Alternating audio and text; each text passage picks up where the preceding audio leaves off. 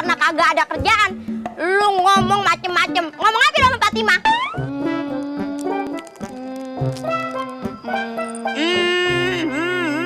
Tawon lu.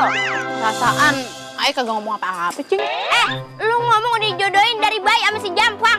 Umur lu aja beda jauh sama si Jampang. Lu lahir zaman Majapahit berdiri, si Jampang zaman company. Dari mana ceritanya lu dijodohin dari bayi, Emang Ai ngomong begitu ya, Cing? Kalau ngomong tuh mikir. Kok didengkul, Cing? Ya otakku sini. Tahu nggak? Si Fatimah ngedon gara-gara dia tahu temen deketnya udah dijodohin sama arang sate.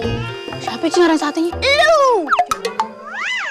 Sekarang lu temuin Fatimah, lu bilang berita yang lu kasih tahu itu borak. Hoak, Cing. Kalau borak mah campuran bakso yang nipu-nipu. Tadi gua ngomong apa? Borak.